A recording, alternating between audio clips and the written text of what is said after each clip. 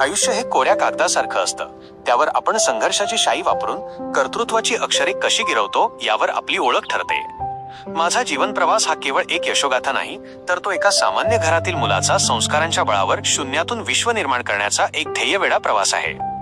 ज्यावेळी घरची परिस्थिती हलाखीची होती, वैभव हरवलेलं होतं आणि भवितव्याची कोणतीही दिशा समोर नव्हती, त्यावेळी माझ्या पाठीशी उभी राहिली ती आजीच्या संस्कारांची शिदोरी. केडगावच्या मातीत आजी पार्वती आईने मला केवळ वाढवलं नाही, तर कष्टाचं महत्त्व आणि माणुसकीची जाण दिली. पहाटे 6च्या आधी उठून कामाला लागण्यापासून ते दुसऱ्याचं ओरबाडून घेऊ नको या शिकवणीपर्यंतचे धडे आज माझ्या यशाचा पाया आहेत.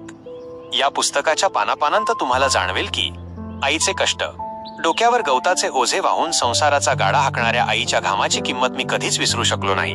जिद्द, 80 रुपये भाड्याच्या सायकलवरून दररोज 22 किलोमीटर प्रवास करत ऑफिस बॉय म्हणून सुरू झालेला प्रवास सुपर सेल्समन पर्यंत कसा पोहोचला.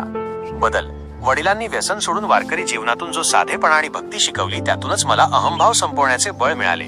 उद्योजकता, स्वतःच्या घराचं बांधकाम मजुरासारखं स्वतः करण्यापासून ते अक्वायश या आंतरराष्ट्रीय ब्रँडच्या निर्मितीपर्यंतचा थक्क करणारा प्रवास. आज जेव्हा मी मागे वळून पाहतो, तेव्हा मला जाणवतं की इंग्रजीचं ज्ञान नगण्य असतानाही आणि व्यवसायाची कोणतीही पार्श्वभूमी नसतानाही मी इथपर्यंत पोहोचलो, कारण माझ्याकडे माणसं जोडण्याची कला होती. तुम्ही किती माणसं सांभाळता त्यावर तुमची बाजारातील किंमत ठरते, हा माझा मूलमंत्र मी आयुष्यभर पाळला.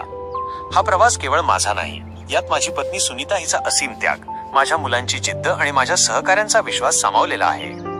हे ईबुक त्या प्रत्येक तरुणासाठी आहे, जो परिस्थितीचं रडगाणं न गाता स्वतःचं नशीब स्वतःच्या हातानं लिहू इच्छितो. जर तुमच्याकडे जिद्द असेल आणि कष्टाची तयारी असेल, तर यशाचे शिखर तुमचेच आहे.